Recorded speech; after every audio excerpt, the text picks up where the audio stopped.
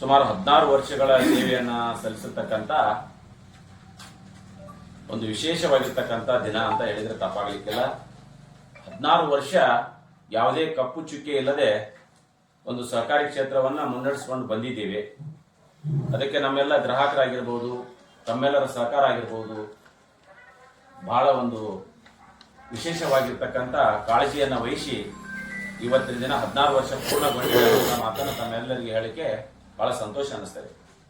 ಈ ಒಂದು ಪತ್ರಿಕಾಗೋಷ್ಠಿಯ ನಿಮಿತ್ತ ನಮ್ಮ ಆತ್ಮೀಯರು ಹಾಗೂ ಉದ್ಯಮಿಗಳಾಗಿರ್ತಕ್ಕಂಥ ರಾವಸಾಬಣ್ಣ ಐಹೊಳೆ ಅವರು ಕೂಡ ಆಗಮಿಸಿದ್ದಾರೆ.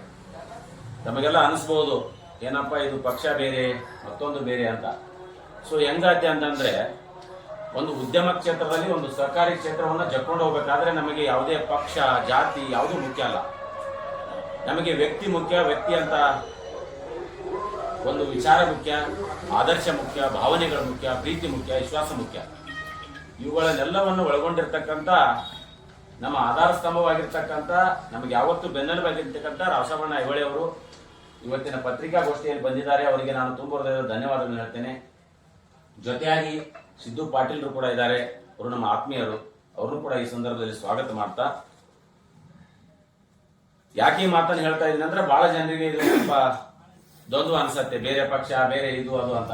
ಯಾಕೆಂದ್ರೆ ಅದು ಮುಖ್ಯ ಅಲ್ಲ. ನಾವು ನಮ್ಮ ವಿಚಾರ, ನಮ್ಮ ಭಾವನೆಗಳು, ನಮ್ಮ ಆದರ್ಶಗಳಿಂದ ನಮ್ಮ ಸಂಸ್ಥೆಗಳನ್ನು, ನಮ್ಮ ಸಹಕಾರಿ ಕ್ಷೇತ್ರವನ್ನು ಜಕ್ಕೊಂಡು ಹೋಗ್ಬೇಕಾಗತ್ತೆ.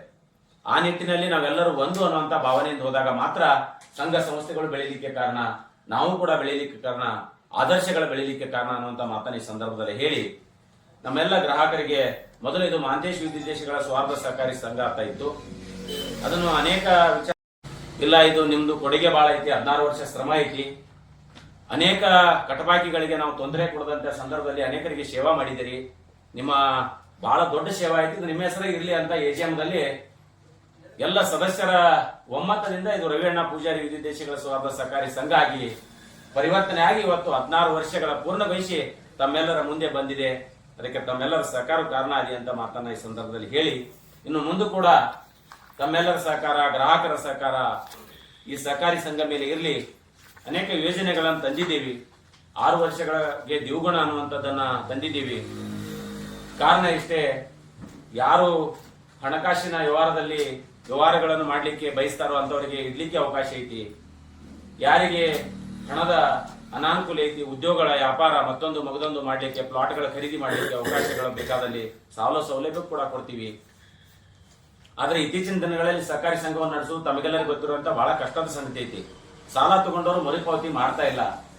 ಹಂಗಾಗಿ ಅಂತ ಒಂದು ಸನ್ನಿವೇಶದಲ್ಲಿ ಕೂಡ ನಾವು ಇದನ್ನ ಮುನ್ನಡೆಸ್ಕೊಂಡು ಹೋಗ್ಬೇಕಾದ್ರೆ ನ್ಯೂನತೆಗಳಿರುತ್ತೆ, ತಪ್ಪುಗಳಿರುತ್ತೆ, ಸಹಜ. ಅದನ್ನೆಲ್ಲವನ್ನ ಮೆಟ್ಟಿ ನಿಂತು ನಾವು ಸಹಕಾರಿ ಸಂಘವನ್ನು ಬೆಳೆಸಬೇಕಾಗೈತಿ. ಅದಕ್ಕಾಗಿ ಮತ್ತೊಮ್ಮೆ ಮಗದೊಮ್ಮೆ ತಮ್ಮೆಲ್ಲರಿಗೆ ಅಭಿನಂದನೆ ಮತ್ತು ಧನ್ಯವಾದ ಹೇಳ್ತಾ, ನಮ್ಮ ಸಹಕಾರಿ ಸಂಘವು 16 ವರ್ಷ ಆಗೈತಿ, 25 ವರ್ಷ ಆಗಲಿ, 50 ವರ್ಷ ಆಗಲಿ ಅನ್ನುವಂಥ ನನ್ನ ಆಶೆ ಐತಿ. ಅದಕ್ಕೆ ತಮ್ಮೆಲ್ಲರ ಪ್ರೀತಿ, ವಿಶ್ವಾಸ, ತಮ್ಮೆಲ್ಲರ ಶುಭ ಹಾರೈಕೆ, ತಮ್ಮೆಲ್ಲರ ವಿಚಾರ, ತಮ್ಮ ಸಲಹೆ ಸೂಚನೆಗಳು ಬಹಳ ಅಮೂಲ್ಯವಾದದ್ದಂತ ನಾನು ಭಾವಿಸಿ ಈ ಒಂದು ಪತ್ರಿಕಾಗೋಷ್ಠಿಯನ್ನು ಕರೆದಿದ್ದೀವಿ.